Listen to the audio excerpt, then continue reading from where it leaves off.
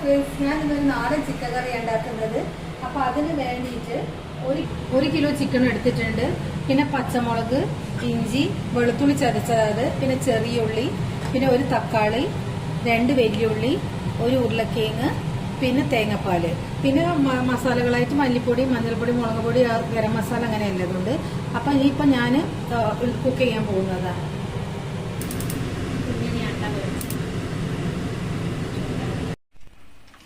ഉരുളി ചൂടായിട്ടുണ്ട്. ഇനി കുറച്ച് വെളിച്ചെണ്ണ ഒഴിക്കുക.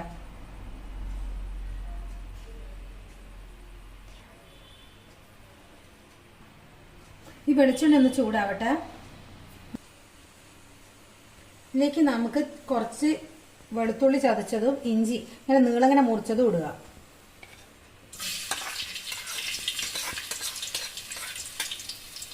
പിന്നെ മണം മാറട്ടെ, പച്ചമണം പോട്ടെ.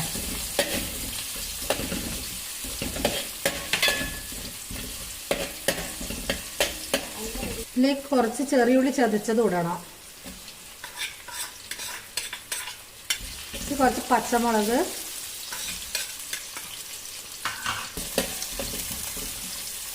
വലിയുള്ളി നല്ലോണം വാട്ടുക. നല്ലോണം വാട്ടണം.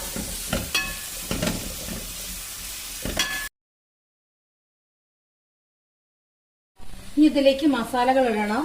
ആദ്യം മഞ്ഞൾപ്പൊടി, കുറച്ച് മഞ്ഞൾപ്പൊടി മതി. മുളക് പൊടി അത് നമ്മൾക്ക് എരിവിനനുസരിച്ച് ഇടാം.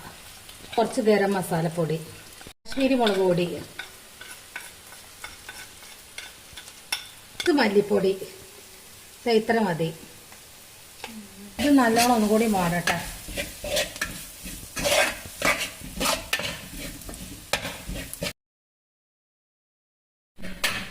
ഇനി ഇതിലേക്ക് ചിക്കൻ ഇടുക.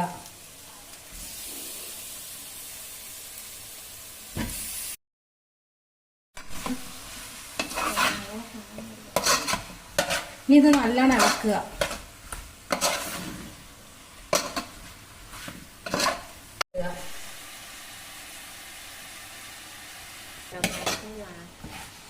ഇതിലേക്ക് ഒരു ഉരുളക്കിഴങ്ങ് ഇങ്ങനെ ചെറിയ കഷ്ണമായിട്ട് മുറിച്ചിട്ടിടാം.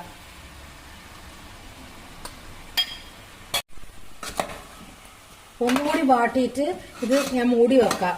ഇനി ഇതിന്റെ അകത്തുനിന്ന് തന്നെ വെള്ളം ഇറങ്ങും. വെള്ളം ഒന്നും ഒഴിക്കേണ്ട, ഇത് നോക്കിയിട്ട് വേണമെങ്കിൽ ചെയ്താൽ മതി. ഇതിന്റെ അകത്തുനിന്ന് തന്നെ ചെറുങ്ങനെ വെള്ളം വരും. ഇതൊന്ന് ഇളക്കുക. ഇത് കണ്ട കുറച്ച് വെള്ളം വരുന്നുണ്ട്, അതുകൊണ്ട് നോക്കിയിട്ട് വെള്ളം ഒഴിക്കുക. എന്നിട്ട് ഒരു തക്കാളി ചെറുതായി മുറിച്ച് വെച്ചതാ ഇടുക. ഇട്ടിട്ട് പിന്നെ ഇളക്കണ്ട, ഒന്ന് നല്ലോണം മൂടി വെക്കുക.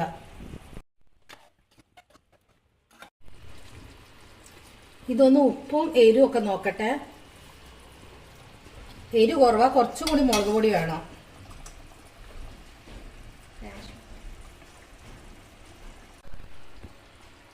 ഇനി ഉരുളക്കിഴങ്ങും ഒന്നുകൂടി വേവാനുണ്ട്. അതുപോലെ ചിക്കനൊക്കെ നല്ലോണം വേവട്ടെ.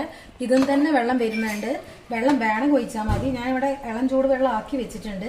പക്ഷെ ഇപ്പൊ ആവശ്യമില്ല, എന്ന് വെച്ചാൽ അത്യാവശ്യം വെള്ളം ഇന്ന് വന്നിട്ടുണ്ട്. ഇനി ഇത് നല്ലോണം മൂടി വെക്കുക. ഇനി കുറച്ച് ചിക്കൻ വേവാൻ വേണ്ടിയിട്ട് കുറച്ച് ഇളം ചൂടുള്ള വെള്ളം കുറച്ച് ഒഴിക്കുക. ഇതൊന്നും നല്ലോണം വേവട്ടെ. കൂട്ടി വെച്ചിട്ട് വേവിക്കുക. ചൂടാക്കിയാൽ ചിക്കൻ നല്ലോണം വെന്തിട്ടുണ്ട്. ഇനി ഇതിന്റെ അകത്തേക്ക് തേങ്ങാപ്പാല്, നല്ല തേങ്ങാപ്പാൽ ഒഴിക്കുക.